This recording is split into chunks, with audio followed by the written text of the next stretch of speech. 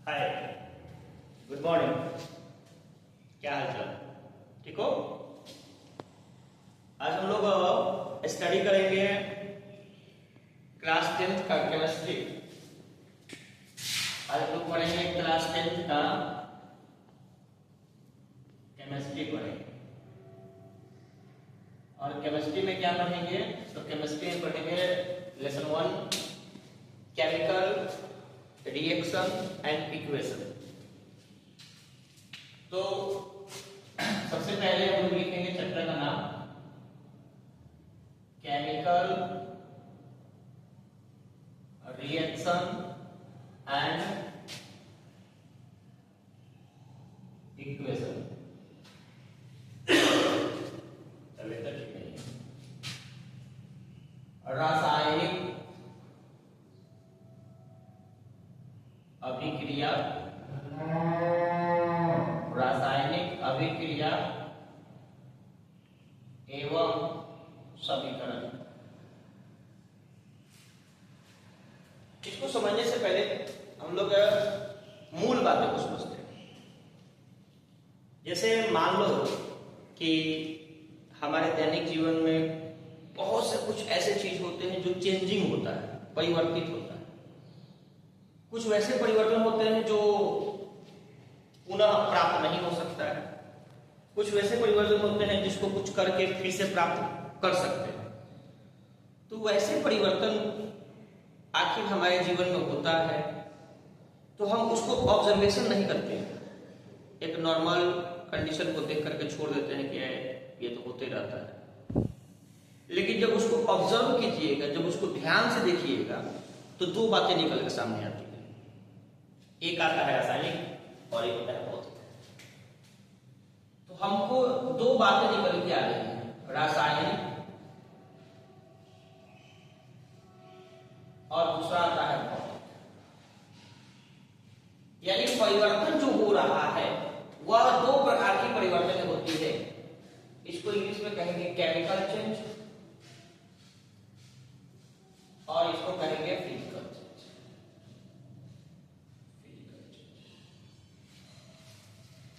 यानी डिफिनेशन को देखेंगे ध्यान से, ठीक से बैठो। डिफिनेशन को देखेंगे ध्यान से तो क्या कहेंगे कि वह परिवर्तन जिसमें नया सब्सटेंस बनता हो। क्या कहेंगे? वह परिवर्तन जिसमें नया सब्सटेंस बनता हो और वह पुनः वापस अपने मूल अवस्था में नहीं आ सकता है, वैसे परिवर्तन को क्या कहेंगे हम लोग? भौतिक नहीं, रासायनिक परिवर्तन। समझा करो तब पीछे बोला करो, भौतिक बोल रहे हैं। रासायनिक परिवर्तन बोलते हैं, उसे क्या कहेंगे? रासायनिक परिवर्तन। जैसे फल का पकना, जैसे क्या होगा? फलों का पकना। अब मान लीजिए फल पक गया, फल का पकना, तो फिर से यह अपने मूल अवस्था में नहीं आ सकता। टिकोला आम हो गया, अब आम से टिकोला नहीं बना सकते हो। बना सकते हो क्या? नहीं बना सकते हो। उसके बाद क्या है? और एग्जाम्पल क्या हो सकता है? और एग्जाम्पल आपका हो सकता है कागज का जलना। कागज का जलना, कागज जल गया, ऐसे कागज नहीं हो सकता है, वो राख हो जाएगा, आसस हो जाएगा। दूसरा क्या है? हमारा जीवन परिवर्तित होना। शिशु से क्या युवा अवस्था में आते हैं, युवा अवस्था से वृद्धावस्था में चले जाते हैं। यानी कहने का क्या मतलब है कि वह परिवर्तन जिसमें एक बार परिवर्तन हो दोबारा वह अपनी मूल अवस्था को प्राप्त नहीं करता है, वैसे परिवर्तन को रासायनिक परिवर्तन कहते हैं। लिखना नहीं है क्लास में, पढ़ना है, समझ लेना है। लिखते रहोगे तो किताबिये में, कॉपिये में तुम्हारा लिखल रहेगा। सब चीज तो किताब में लिखा हुआ है, फिर क्यों आते हो हमारे पास पढ़ने के लिए? यहाँ पे कॉन्सेप्ट क्लियर करना है, घर पे जाके बुक को रीडिंग कर लेना है। तो अब आते हैं फिजिकल चेंज। फिजिकल चेंज में क्या होता है कि नया सब्सटेंस बनता होता नहीं है। No new substances are form, मतलब कोई भी नया पदार्थ इसका निर्माण नहीं होता है। वही पुराना वाला पदार्थ ही क्या होता है, रिसाइकल होते रहता है, चेंज होते रहता है। जैसे देखो क्या है, हमारे पास पानी है, पानी को गर्म करेंगे, पानी को गर्म करने पर क्या बनता है, भाप बनता है। भाप को ठंडा करने पर, भाप को ठंडा करेंगे, भाप को ठंडा करने पर क्या बनता है, पानी बनता है। पानी को ठंडा करने पर, पानी को ठंडा करेंगे तो क्या बनेगा, बर्फ बनेगा। बर्फ को गर्म करेंगे, बर्फ को गर्म करेंगे तो क्या बनेगा, जल बनेगा। वही चीजें हो रही है, कुछ परिवर्तन नहीं हो रहा है। भाप से पानी, पानी से भाप, भाप से बर्फ, बर्फ से मतलब चेंजिंग होना और पुनः अपनी अवस्थाओं को प्राप्त कर लेना। जैसे क्या है, अब बाल का बढ़ना, बाल कटवाते हैं फिर बढ़ जाती है। नाखून का बढ़ना, नाखून कटता है फिर बढ़ जाता है। तो ये सब जो परिवर्तनें हो रही हैं, वो सब परिवर्तन कौन परिवर्तन है, भौतिक परिवर्तन।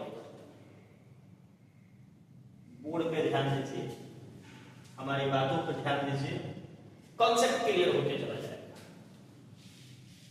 तो हमने दो चीजों को पढ़ा आज, क्या पढ़ा, भौतिक परिवर्तन को पढ़ा, रासायनिक परिवर्तन को पढ़ा। इसमें हमको नहीं लग रहा है किसी को कोई डाउट होगा।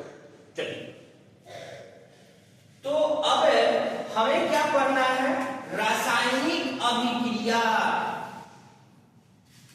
अभिक्रिया, अब अभिक्रिया किसे कहते हैं, तो रासायनिक अभिक्रिया का जब डिफिनेशन देखेंगे तो क्या लिखेंगे कि जब दो या दो से अधिक,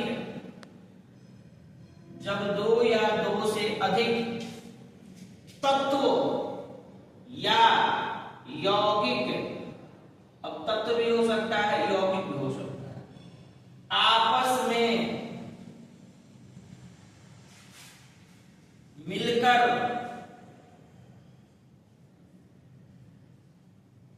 कोई तीसरा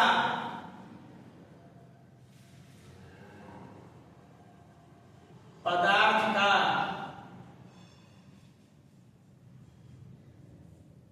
निर्माण करे, वह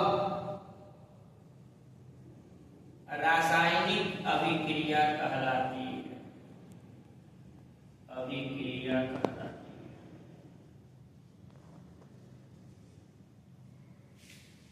क्या कहा है, जब दो या दो से अधिक तत्व या यौगिक आपस में मिले और मिलकर के कोई तीसरा बनाए। मतलब क्या है, तीसरा जो बनेगा वो पहले दोनों से अलग होगा, भिन्न होगा, पहले दोनों से भिन्न होगा। बात को समझिए क्या कह रहा है कि पहला जो होगा, दूसरा जो होगा उससे अलग होगा। अब देखिए, जैसे मान लीजिए क्या है कि हमने हाइड्रोजन को मिलाया, एक तत्व तो मैंने लिया हाइड्रोजन, ठीक है, दूसरा लिया मैंने ऑक्सीजन। एकदम आराम से समझिएगा, हाइड्रोजन और ऑक्सीजन को एक फिक्स्ड रेशियो पे रखेंगे, उसकी चर्चा में बाद में चलूंगा। तो क्या बनाएगा, जल बनाएगा, H2O बनाएगा। अब हाइड्रोजन का कुछ प्रॉपर्टी होता है, गुण होता है, ऑक्सीजन का कुछ अपना गुण होता है। हाइड्रोजन पॉप साउंड करके, पॉप साउंड, जब किसी एसिड में मेटल्स को डालते हैं तो हाइड्रोजन गैस इवॉल्व होता है। थर्ड चैप्टर पढ़िएगा जब मेटल्स नॉन मेटल को पढ़िएगा तब, तो वहां पे आवाज निकलता है। जब हम माचिस की तीली लेके जाते हैं उस हाइड्रोजन गैस के पास, तो वहां पे आवाज निकलता है, पॉप साउंड करता है। पॉप साउंड करके जलता है। यानी मुख्यतः हम बात क्या कर रहे हैं कि हाइड्रोजन गैस क्या करता है, हेल्प नहीं, बर्न करता है। अब ऑक्सीजन की बात करते हैं, तो बिना ऑक्सीजन का तो कंबशन होगा ही नहीं, बिना ऑक्सीजन का जलन तो होगा ही नहीं, कोई वस्तु जलेगी ही नहीं। आप लोग क्लास 5-6 में पढ़े होंगे, चैप्टर आता है क्या, कंबशन एंड फ्लेम वाली बातें, 8वां क्लास में पढ़ना था। दहन और ज्वाला। तो उसमें आपने पढ़ा था कि ज्वाला और दहन, या दहन प्रोसेस करने के लिए, किसी वस्तु को जलाने के लिए कुछ बातों को ध्यान रखना पड़ता है। जैसे वह वस्तु क्या हो, कम्बस्टिबल सब्सटेंसेस हो, मतलब ज्वलनशील पदार्थ हो। दूसरा क्या हो, टेम्परेचर उसको सही रहे। तीसरा क्या हो, ऑक्सीजन। मोस्ट इंपॉर्टेंट ऑक्सीजन है। सब कुछ रहेगा, ऑक्सीजन नहीं रहेगा तो नहीं जलेगा। तो यानी ऑक्सीजन क्या करता है, जलाता है। यानी ऑक्सीजन को कहेंगे हेल्प्स टू बर्न। तो क्या यहां पे जल जलता है? No sir. जलाता है? No sir. इसकी अलग प्रॉपर्टी है सर, बुझाता है, या आग को बुझाने का काम। तो ये क्या हुआ, तीसरा गुण निकल के आया। यही काम को, इसी क्रिया को रासायनिक अभिक्रिया कहते हैं। रासायनिक अभिक्रिया में दो भाग होते हैं। एक होता है अभिकारक। रासायनिक अभिक्रिया में एक होता है अभिकारक, जिसको इंग्लिश में रिएक्टेंट कहते हैं, और एक होता है प्रतिफल, जिसको इंग्लिश में प्रोडक्ट कहते हैं। रिएक्टेंट किसे कहते हैं, प्रोडक्ट किसे कहते हैं? तो रिएक्टेंट वह वस्तु होती है, वह तत्व होता है, वह यौगिक होता है जो रासायनिक अभिक्रिया में भाग लेता है। जैसे कि भाग किसने लिया, तो हाइड्रोजन और ऑक्सीजन ने भाग लिया। तो ये दोनों हो गया अभिकारक। ये दोनों क्या हो गया, अभिकारक। और प्रतिफल उसे कहते हैं जो अभिक्रिया के फलस्वरूप बन करके तैयार होता है, उसे कहते हैं प्रतिफल, प्रोडक्ट। यानी कहने का क्या मतलब हुआ कि हमारी जो रासायनिक अभिक्रियाएं होगी, उस रासायनिक अभिक्रिया के फल, उसमें दो बातों का ध्यान रखना है। एक है अभिकारक, दूसरा है प्रतिफल। तो अभिकारक किसे कहेंगे, रिएक्टेंट किसे कहेंगे? तो वह वस्तु, वह एलिमेंट, वह यौगिक, आप एग्जाम में जो लिखिए, जो रासायनिक अभिक्रिया में भाग ले। समझो ध्यान से, रासायनिक अभिक्रिया में भाग ले, उसे क्या कहेंगे, अभिकारक, उसे कहेंगे रिएक्टेंट। जो बनके तैयार हो, नया बनके तैयार हो, उसे क्या कहेंगे, प्रतिफल, मतलब प्रोडक्ट। अब रासायनिक अभिक्रिया को लिखने की कुछ शर्तें होती हैं, कुछ नियमें होती हैं कि कैसे किसी रासायनिक अभिक्रिया को हम लिखेंगे, क्या करेंगे कि हम उसको लिख करके सही से, हमारी जो लिखावट हो सही हो, रासायनिक अभिक्रिया सही लगे, उस पर थोड़ा सा ध्यान देंगे। तो पहला शर्त कहता है कि जो रिएक्टेंट होगा वह एलएचएस तरफ जाएगा। मतलब क्या है कि हमारी रासायनिक अभिक्रिया के दो भाग होंगे। एक भाग होंगे एलएचएस और दूसरा भाग होगा आरएचएस। चलिए देखिए ध्यान से, यहां ये जो भाग है ये एलएचएस है, लेफ्ट हैंड साइड, और ये जो भाग है वह आरएचएस, राइट हैंड साइड।